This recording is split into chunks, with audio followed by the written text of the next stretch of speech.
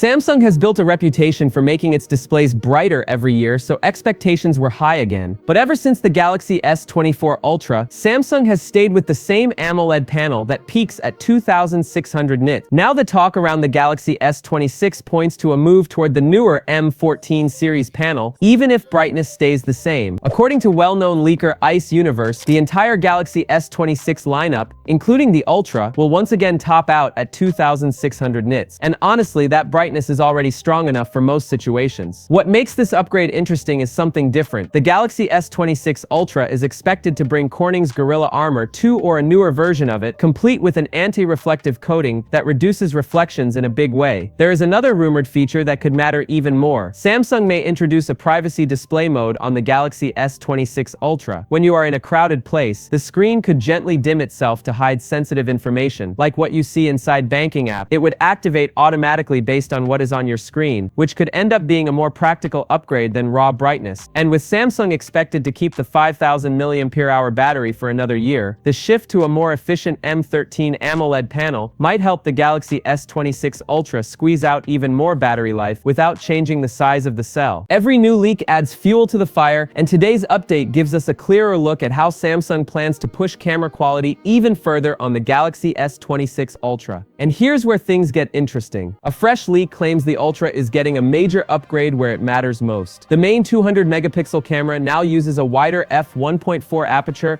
allowing the sensor to pull in more light than the Galaxy S25 Ultra. The tipster at Universe Ice even shared the image details, hinting that this is a legit improvement rather than a small tweak. Samsung is still using the ISOCELL HP2 sensor. It's a 1/1.3-inch sensor with 0.6 micrometer pixels, capable of 10-bit and 12-bit RAW. Thanks to features like dual slope gain and Smart ISO Pro, it's built to capture scenes with better range and richer detail. With pixel binning, it can output images in 12.5 megapixel, 50 megapixel, or the full 200 megapixel resolution.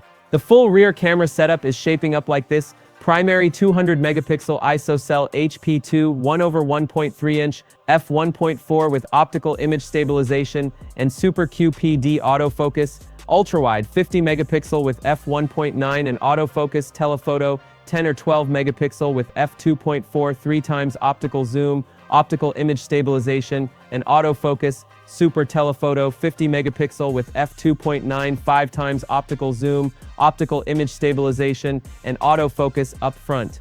Samsung might stick with the same 12 megapixel selfie camera found in the Galaxy S25 series, but the larger cutout suggests better light, cleaner footage, and possibly sharper video performance. Paired with more powerful chips like the Exynos 2600 or the Snapdragon 8 Elite Gen 5, the entire lineup is expected to get smarter and faster at processing images. There's more. All Galaxy S26 models could support the advanced professional video codec for higher quality video recording and better editing control. Combine that with improved electronic stabilization and lower noise, and it looks like Samsung is serious about giving creators a meaningful upgrade this year.